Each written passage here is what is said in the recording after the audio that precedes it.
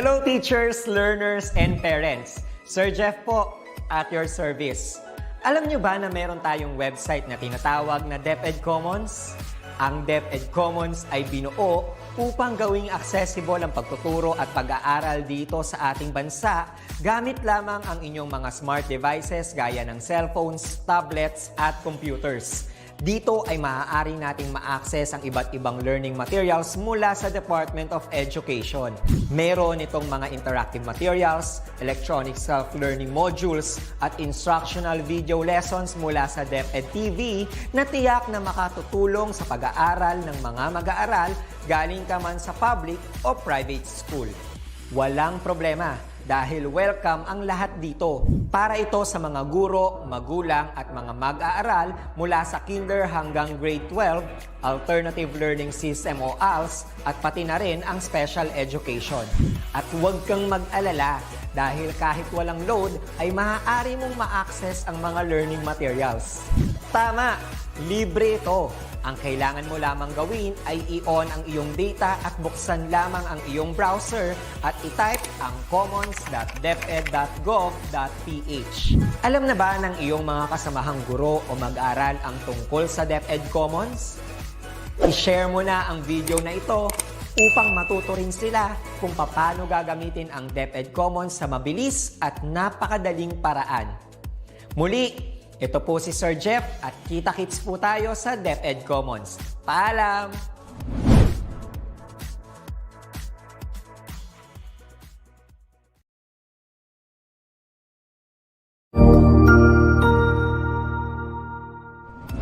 Magandang araw, Sir Wilbur po, at your service. Narito ang ETUlay upang gabayan ka sa inyong pag-aaral upang lubos na maunawaan ang iba't ibang paksa o subject.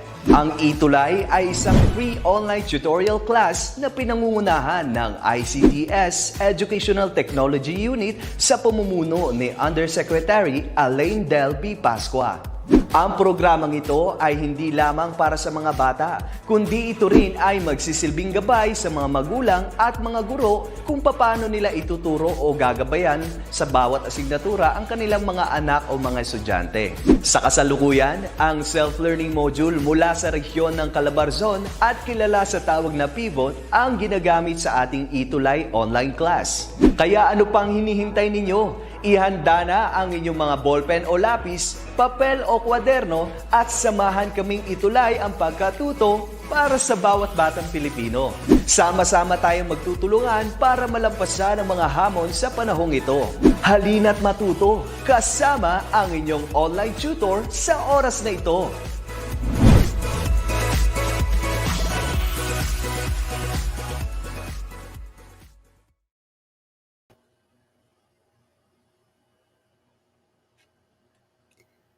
Hello, good afternoon, everyone. I am Tutor Ann. Again, I'm here to assist our senior high school students for our lesson in General Chemistry 2, Week 2. So last meeting, nag-discuss tayo about intramolecular forces of attraction and intermolecular forces of attraction. And this is a continuation of our lesson. But before that, gusto ko munang kamustahin ang ating mga senior high school students, ang ating mga parents, at ang ating mga co-teachers. Alam ko sa nagdaang Holy Week ay kahit papano nabigyan tayo ng konting kapahingahan, konting break sa modules and worksheets, at ganun din sa ating mga magulang, konting break sa kanilang mga ginagawa. Sana po tayo ay nilay at ayun nga, nagbigay tayo ng self-care din sa ating sarili. Kasi kapag tayo ay maayos din tayo makikisalamuha sa mga taong nakapaligid sa atin. So, before I start my lesson this afternoon, gusto ko po muna laging simulan ito sa pagkakaroon ng positive mindset. So, positibo hindi sa virus, pero positibo ang ating pag-iisip. So, gusto ko i-remind ang ating mga estudyante na lagi niyong sasabihin sa inyong mga sarili that you are amazing, that you can do all things. Sabi nga sa Bible, di ba? You can do all things through Christ who strengthens me. And let us celebrate individuality. Let us be happy with what we have.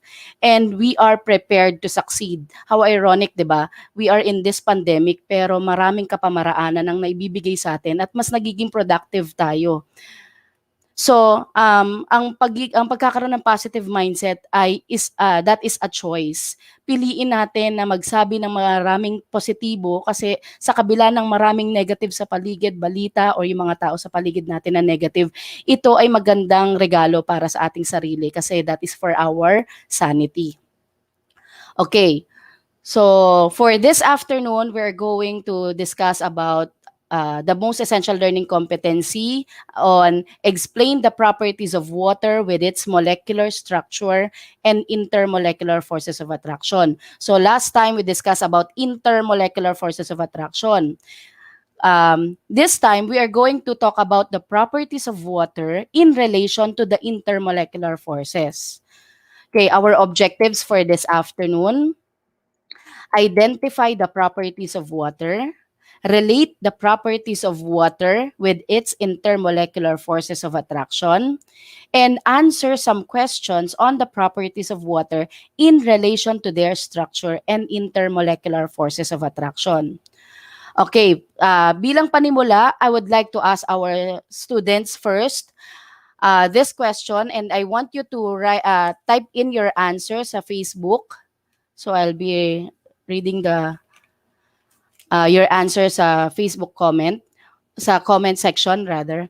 Water is a polar molecule that carries partial charges. So pwedeng partial positive or partial negative on its opposite sides. Which atom has partial positive charge? So sa lesson natin last time, sa nakaraang ETUlay session natin sa general chemistry, napag-usapan natin yung partial positive and partial negative. Ano kaya ang sagot nyo dito? Again, I will read. Wala pa ako nakikitang react sa ating comment section. Water is a polar molecule that carries partial charges, partial positive or partial negative on its opposite sides. Which atom has partial positive charge? Okay? Meron bang sumagot na sa ating comment section? Okay, may nagsabi lang dito, watching from San Antonio, Quezon, Annalyn Niebla Gutierrez. Annalyn, pwede mo bang itry sagutan ang una kong katanungan? Water is a polar molecule that carries partial charges, partial positive or partial negative. Which atom has partial positive charge? Ang sabi ni Ma'am Mary Ann, I'll just read. Ma'am Mary Ann Santos, sabi niya hydrogen. Sabi ni Lance Estrada, hydrogen. Mark Villaram, hydrogen. Serge, hydrogen. A, okay. Sabi ni Antoinette Restoles, A. So let us click letter A. Lahat kayo, ang sagot nyo ay A. Sabi ni Philip Lodana, hydrogen po. Correct. So, si hydrogen ay nagbigay ng isang electron. Kung maalala nyo, nagbigay siya ng isang electron kay oxygen. So, dahil nagbigay siya, nag-share siya, partial positive ang kanyang charge. Next question. What is the attractive force that exists between the positive end, yung hydrogen sa water molecule, and the negative end, yung oxygen of another water molecule? Sabi ni Jofel Cañada, B, dipole-dipole. Sabi ni Mildred, okay, sabi pala niya, okay. Sabi ni, kay Ethan, niya ko lang narinig, ay nakita. So may nagsabi ng A, may nagsabi ng B. So let us check what is the correct answer. Sabi ni Dean Durano, dipole-dipole. B, let us check. Okay, dahil may partial positive at partial negative, yun po ang intermolecular forces of attraction na present kay water ay dipole-dipole. Okay, yung iba ngayon lang lumalabas yung mga sagot nila sa question number 1. Okay, next question. Which of the following diagrams shows the most likely way that two water molecules will bond with each other? So alin daw dito yung tamang illustration of two water molecules bonded together? Okay, let us wait for our students to answer. Okay, sa ngayon, puro yung, medyo late yung pasok pa ng comment. So, again, which of the following diagram shows the most likely way that two water molecules will bond with each other? Okay, look at the illustration in A and then B and then compare which is correct. So ang may nabasa na akong sagot, sabi ni Cassandra Grace Paes, A po. Sabi ni Dian Durano, A. Eliza Kristen, A. Neng de los Santos, A. Kulanag, A. Ella Tapis, A. So maraming nagsagot ng A. So let us check if your answer is correct. Okay, that is correct syempre dahil this one is partially positive, this one is partially negative. So meron silang attraction with each other.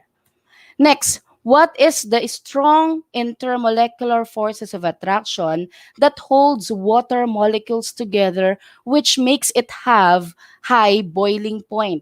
Ano daw yung reason kung bakit mataas ang boiling point ng tubig? Again, while waiting, what is the strong intermolecular forces of attraction that holds water molecules together which makes it have high boiling point? Sabi ni Edita Ala, A. Antoinette Restoles, A. Yasmin Maraya, A. Jaya Demetrial, A. Kanyada Jofel, A. Joanne Marcelo Mary Ann Santos. Okay, the answer is A. Sabi ni Maria Moron, A din. So let's check. Okay. Thank you sa ating mga participative na mga estudyante.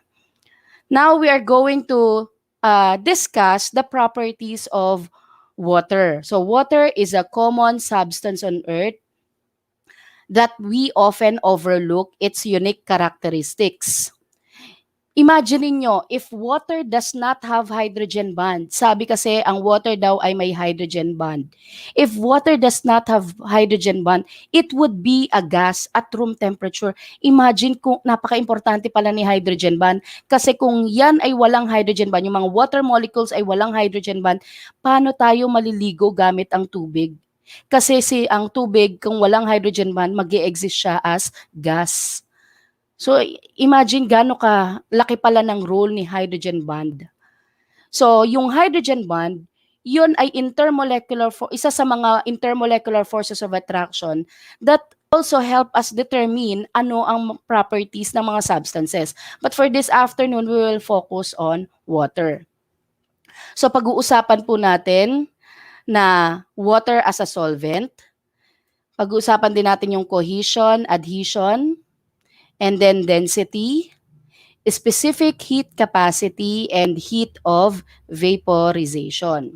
So again, I have here a few questions that our students will answer. Okay, first question. Which statement best describes why water is an effective solvent? Okay, again, which statement best describes why water is an effective solvent? So, be ready with your answers. Okay, A, water is an ionic compound that attracts other like molecules. B, water's small size allows it to fit between individual atoms, driving them apart. C, water's polarity allows it to dissolve ionic and polar compounds. And D, water's hydrophobic nature separates polar and non-polar substances. Okay, ready our students? Kindly choose your answer. Ano kaya ang dahilan? Which statement best describes why water is an effective solvent? Okay, sabi ni John Henry Kulanag, C. Okay, let's wait for other students to type in their answer. Sabi ni Maria Mendoza Moron, C. Ni Dian Durano, C. So karamihan, si Ella Tapis, Montalia, Marlon, Annalyn Gutierrez, C. So ang sagot nila ay C. Let us check. Tignan muna natin yung A. Sabi, water is an ionic compound. Ionic ba si water? Di ba we have discussed that water is a polar substance. So hindi yan letter A. B, small size. So it's not about the size. It's about the intermolecular forces of attraction. And then, water's hydrophobic nature separates polar and non-polar substances. So, water's hydrophobic. Pag sinabi nating hydrophobic, water, phobic, fearing, water fearing. Hindi naman si water fearing sa sarili niya. So, syempre, the answer, you're all correct. The answer is letter C. Okay. Now, we will talk about water as a solvent. Sinabi ko as an effective solvent, but I did not use the term universal kasi alam ko nababasa natin na water is a universal solvent. Siguro kaya lang siya sinabing universal solvent kasi marami siyang substances na nadidissolve. Kasi maraming substances na polar at maraming substances na ionic in nature. So this is an illustration of water molecules bonded with each other, katulad ng diniscuss natin last week. Polar bond siya with hydrogen bond. Now, water molecules are also attracted to other polar molecules. Bakit attracted si water sa other polar molecules? Let me just click my pen.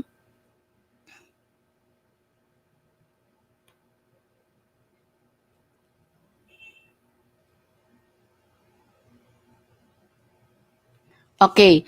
Sabi, water molecules are also attracted to other polar molecules kasi yung other polar molecules ay may partial positive. Halimbawa, nandito yung partial positive. Ma-attract siya kay partial negative dito. While kung meron naman ditong partial negative, ma-attract siya sa partial positive ni hydrogen dito. Dahil yung polar molecules ay may partial positive at saka partial negative, nagkakaroon siya ng attraction with water molecule. And sa chemistry, may tinatawag tayong like dissolves like. Yung mga polar substance, madidissolve or magkakaroon siya ng ability to mix with other polar substances kasi polar dissolves polar. Okay? So dito, a charge or polar substance. Pag sinabi naman nating charge, halimbawa yung asin, NaCl, pinag-aralan din natin yan last time. Si Na na may positive charge, si chlorine na may negative charge, dahil ito ay partially positive, magre-repel siya kay sodium. Pero magkakaroon siya ng attraction dito. Positive charge and then partially negative. Itong negative charge, magkakaroon ng attraction sa partially positive. So, because of the polarity of water, nagkakaroon ng attraction sa ions at saka mga polar substances. A charge or polar substance that interacts with and dissolves in water is said to be hydrophilic or what we call, or ang ibig sabihin nun ay water loving. So yung mga substance na nagmi-mix with water, they are called hydrophilic.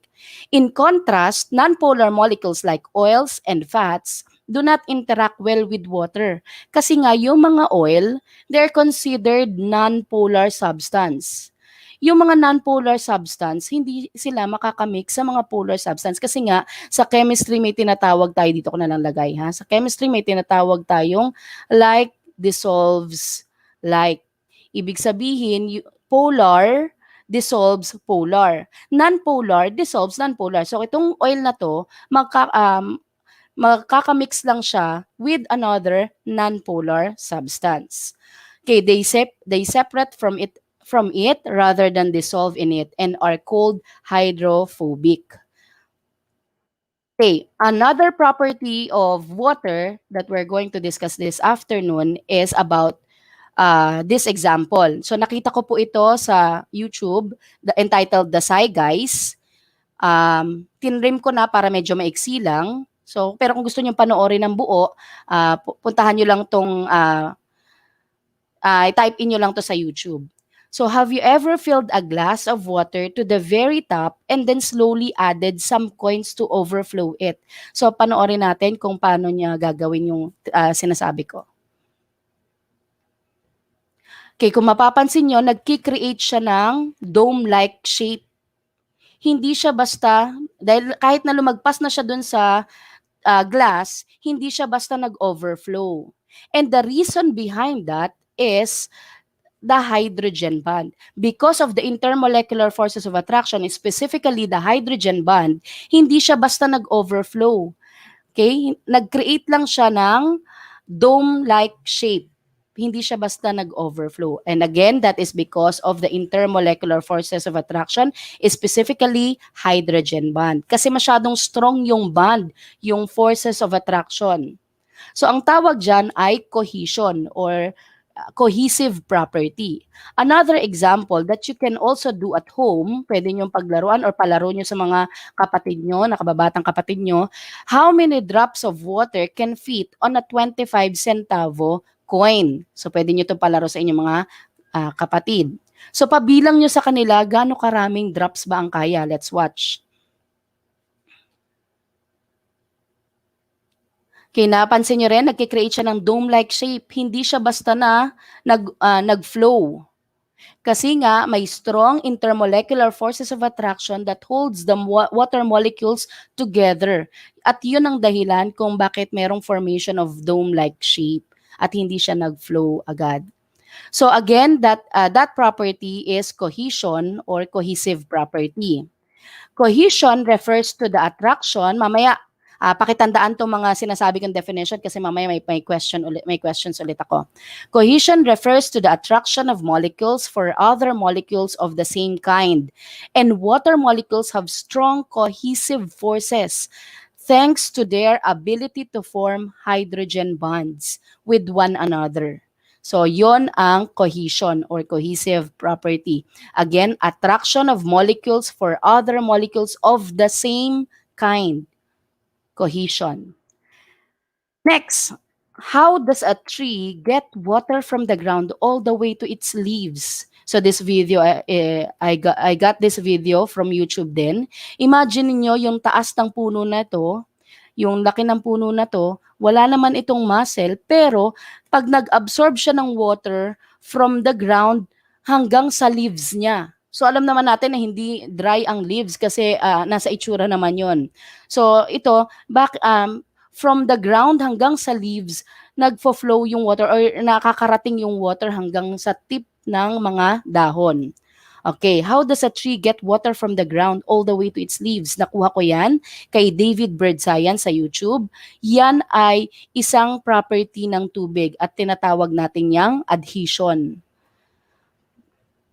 Imagine niyo kung ang property ng tubig ay parang non-polar substance na parang mantika. So it is very difficult for trees to absorb them. Next, why can a string be used to transfer water from one container to another? So sometimes ginagawa ko to kapag yung sa experiment, I'm using a steering rod and then I let the water flow. So dito naman, ang ginawa niya ay how can you pour water down a string? So gamit ang string na to, finlow niya yung water from one container to another. Pero siguro may iba dyan magsasabi, ma'am, isalin mo na lang dun sa isang baso, mas madali pa nga yun. Yes, mas madali yun, but in some cases, halimbawa, yung isang tao ay nasa higher altitude at kailangan niyang maglagay ng tubig dun sa lower altitude, sa container na nasa lower altitude. So, mas pinadadali ng science ang ating trabaho. So, instead of getting that water from that high altitude pababa, ibababa nyo pa, you can use a string para ma-transfer yung water from high altitude to lower altitude. So, let us watch. So, syempre, kailangan may kadahanan din. So, medyo bagalan lang din natin yung pag-transfer. So, ayan. So mapapansin nyo, pag medyo napabilis, medyo babagsak. Pero napansin nyo, nag-a-adhere yung water sa string at natatransfer naman yung water din using that string. Ayun, pag lang medyo mabilis, yun medyo lalagpas. Okay? So that is an example of adhesion or tinatawag nating adhesive property. Okay, ano ba yung adhesion or adhesive property? It refers to the attraction of molecules for other molecules of a different kind. Kanina, cohesion of the same kind. Ngayon, adhesion of a different kind. Okay? Now, density. Alam natin na ang density ay mass per unit volume of a substance. Kinuha ko ang density ng liquid water, we have 1 gram per cubic centimeter, and then yung density of ice na 0.9168 gram per cubic centimeter. Parehas lang silang H2O. Pero pansinin nyo, nung liquid siya, 1 gram per cubic centimeter. Pero nung ice siya, 0.9168. Water's lower density in its solid form is due to the way hydrogen bonds are oriented as it freezes. Sa ibang substances kasi, kapag naging solid siya, mas denser siya. Pero sa case ni tubig, kasi nga special si water's lower density in its solid form is due to the way hydrogen bonds are oriented as it freezes. Okay, para mas madali nyo ma-visualize, ito yung drawing ng water in crystal structure of ice pag nakasolid siya. Specifically in ice, the water molecules are pushed farther apart than they are in liquid water. Naglalayo-layo sila because of the hydrogen bond. Okay? Because of the hydrogen bond, the water molecules are pushed farther apart. So, same lang sila ng mass, pero mag-iiba sila ng volume. Halimbawa, sa liquid water at saka sa ice, same lang ng mass, amount of substance, amount of water, parehas lang. Pero kapag na-solidify siya, mas they pushed farther apart, mas lumalaki yung na-occupy niyang space, mas malaki yung kanyang volume. So, nag-iiba yung density niya. Okay, because it is less dense, ice floats on the surface of liquid water. Napakagaling talaga ni Lord. Kasi imagine nyo, pati yung pagiging special ni water ay nakakatulong sa ating mga aquatic animals. Imagine niyo na ang solid lang na nagyayelo lang at it floats on the surface of the water. Yung mga yelo, it floats lang on the surface of the water, making it warmer, relatively warmer dun sa surface sa bottom. Kaya kahit papano, yung mga aquatic animals natin ay nakaka-survive kasi relatively warmer yung sa ilalim compared sa water surface. Okay? Next is specific heat capacity. Specific heat capacity is another property of water, and it is about the amount of heat needed to raise the temperature of 1 gram of a substance by 1 degree Celsius. Ito yung amount of heat na kailangan niya. So for water, 4,200 ang kailangan niya para ma-raise niya ang temperature ng 1 gram of water by 1 degree Celsius. Si alcohol, 2,400. Si sand, 840. Granite, 800. Ice, 2,100. Glass, 670. Copper, 390. And iron, 460. Pansinin nyo, metal heats faster than the water because it requires less energy to heat it up. Mas mabilis uminit yung mga metal. Yung iron, yung copper, yung mga metal materials natin, mas mabilis silang uminit, pero mas mabilis din silang lumamig. Bakit? Kasi 460, 390 lang yung specific heat capacity niya. Kumpara kay tubig, ang kailangan niya ay 4,200. Kumpara kay alcohol, 2,400. Okay, water has a high specific heat capacity. The specific heat capacity of water is about 5 times greater than that of sand. Bakit ko kinumpara kay sand? Si sand, 840. Si water, 4,200. 5 times greater than that of sand. Ma'am, bakit niyo pinagkumpara si sand and water? Kasi po, it will help us appreciate or it will help us explain bakit mas mainit sa tabing dagat kapag gabi. The land cools faster than the sea once the sun goes down. Mabilis lumamig yung sa land kumpara sa body of water, and the slow cooling water can release heat to nearby land during the night. Malamig na sa land, pero si water medyo mainit pa rin siya. At ang laki ng body of water na ito, magre-release siya ng maraming heat. So saan papunta yun? And alam ko sa ating heat and thermo sa science, sa higher science, the heat flows from high temperature to colder temperature. Okay? So yung mainit pupunta siya sa mas malamig na lugar. So from hot to cold. So, ayan, iniisip ko kasi yung term eh. So from hotter place to colder place. So, dahil medyo malamig na kay land, so ang direction ng heat ay papunta na sa mas malamig na lugar. So, again, bakit ko pinagkumpara si sand at saka si water? Kasi, yon ang mag-i-explain sa atin why the land cools faster than the sea once the sun goes down, and the slow cooling water can release heat to nearby land during the night. Okay, next, another property of water is heat of vaporization. It also takes an unusual amount of heat to vaporize a given amount of water. Katulad nung pag sa specific heat kanina, mataas ang kanyang specific heat capacity. So, ganun din yung heat of vaporization. Because hydrogen bonds must be broken in order for molecules to fly off as gas. Kaya mataas po ang boiling point ni water. Kasi sisiraan muna niya dapat si hydrogen bond bago niya ma-turn from liquid to gas. Water has a high heat of vaporization. The amount of energy needed to change 1 gram of a liquid substance to a gas at a constant temperature. Okay. So again, ang heat of vaporization ay turning from liquid to gas. Amount of energy needed to change 1 gram of liquid to gas. Punta na tayo ngayon sa ating quiz show. Okay? I prepared here some questions. Students, be ready. And let us answer this multiple choice quiz. Okay, be ready for the first question. The attraction of molecules for other molecules of the same kind. Ano daw yung property ng water na may attraction of molecules for other molecules of the same kind? A, density. B, polar molecule. C, specific heat capacity. Or D, cohesion. Okay, let us wait for our students to answer.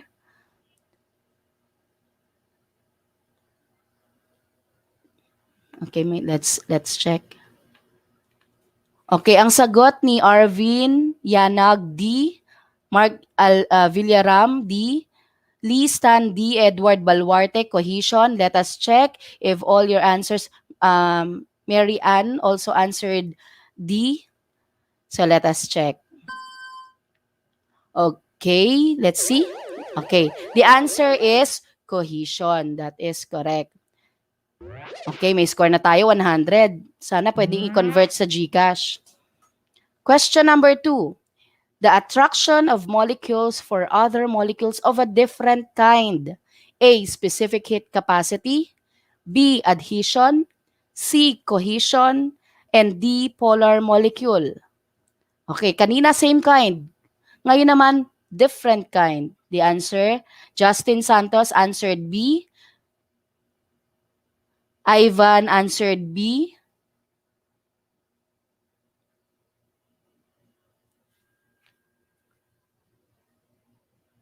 Okay, Chris De La Torre B, Ella Tapis B, Yasmin B, Jofel B. Medyo mabilis po ang pagpanik ng ating comment. So, let us try letter B.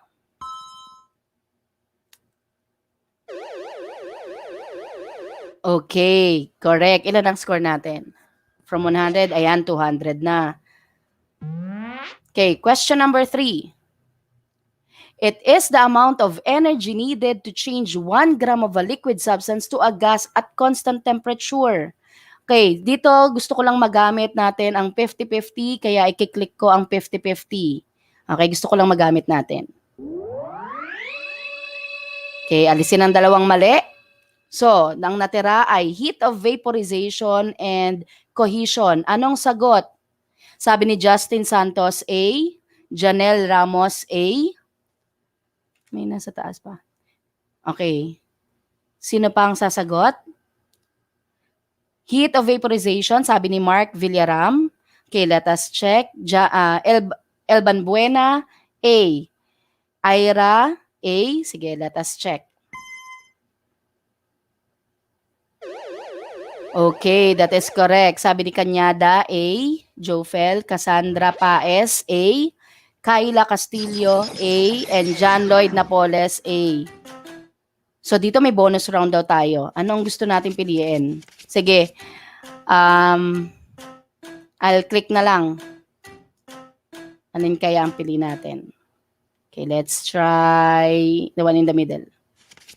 Okay, may plus 100 tayo. Okay, pero sana masend to sa GCash, no? Okay, ang score natin ay 400. For question number 4. The mass per unit volume of a substance. Ito yung definition. Mass per unit volume of a substance. Okay, kung sure kayo sa sagot nyo, pwede nating i-times 2. Okay. So may maglagay lang dito ng times 2 sa comment, ita-times 2 ko siya. Sabi ni Zoom, D. Kung sure ka naman, i-times 2 na natin. Sino ang gustong mag-type lang kayo times 2. I will click this times 2. Okay, again, the mass per unit volume of a substance. Okay, let us click the times 2 para dahil sure naman tayo sa ating sagot. Okay, let's click our answer. Okay, may sabi ni may nag-times 2, Kanyada Jofel. Okay, yan, nag-times 2. Sabi ni Jamin Elbalbuena, times 2. Ayan, tumaas ang ating score. Okay, sana makatanggap tayo ng GCash dito. Question number 5. It is the amount of heat needed to raise the temperature of 1 gram of a substance by 1 degree Celsius. Okay, it is the amount of heat needed to raise the temperature of 1 gram of a substance by 1 degree Celsius. Ano ang ating sagot? Okay, let me check. Wala nang times 2, Edlin. Hindi, pero kanina pa yun, I'm sure. Baka na-late lang. Sabi ni Mark, specific heat capacity. Sabi ni Ella, ni Mary Ann Santos, Nicole Ojon, Chris De La Torre, Philip Lodana, and Ira, Yasmin, they all answered D. Okay, let us check. Okay, so the answer is specific heat capacity. So meron tayong 700. Okay. Okay, so ayun po ang ating lesson for week 2. I hope nakatulong sa inyo, lalo na sa pagsasagot nyo ng inyong mga modules and worksheets. Lagi nyo pong tatandaan, ang ETUlay, isang programa na pwede nating takbuhan para tayo ay magkabayan sa pagsasagot ng ating mga modules. Para kahit malayo man po kayo, ay parang malapit din kayo sa amin. So kahit paano may mga kapamaraanan tayong ginagawa para sa ating pagkatuto. So maraming salamat po sa mga estudyante natin na nag-participate sa iba't ibang lugar. Thank you po. Thank you po sa inyo sa pag-attend nyo dahil ito ay isang manifestation na gusto nyo pong matuto. Okay, sabi ni Eliza, thank you din sa inyo kasi for saying yes to attend this online tutorial. Again, magkita-kita po tayo sa Monday, 5:20 to 6 o'clock for our lesson on for week 3. Sa module natin for week 3. So I will prepare that for this week para sa pagharap ko ulit sa inyo next week ay magkaroon ulit tayo ng mas magandang discussion pa. So maraming salamat po sa time, maraming salamat po sa inyo, and may God bless us all.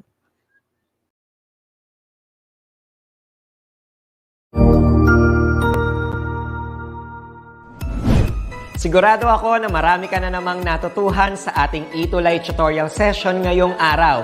Tandaan, ito ay hindi lamang para sa ating mga mag-aaral, kundi pati rin sa ating mga minamahal na guro at mga magulang na kaagapay natin para maituloy ang pagkatuto sa kabila ng nararanasang pandemya. Patuloy ding sumubaybay sa DepEd TV para sa mga araling ginawang video episodes. Mapapanood ito mula Lunes hanggang Sabado, alas 7 ng umaga hanggang alas 7 ng gabi sa inyong mga telebisyon. Abangan bukas mula 1:00 ng tanghali ang iba pang aralin sa ating ETUlay free online tutorial session sa English. I-like and subscribe at manatiling nakasubaybay sa ating ETUlay tutorial session sa DepEd Edtech Unit FB page at Educational Technology Unit channel sa YouTube at sa DepEd Tayo at DepEd Philippines social media accounts. Paalam!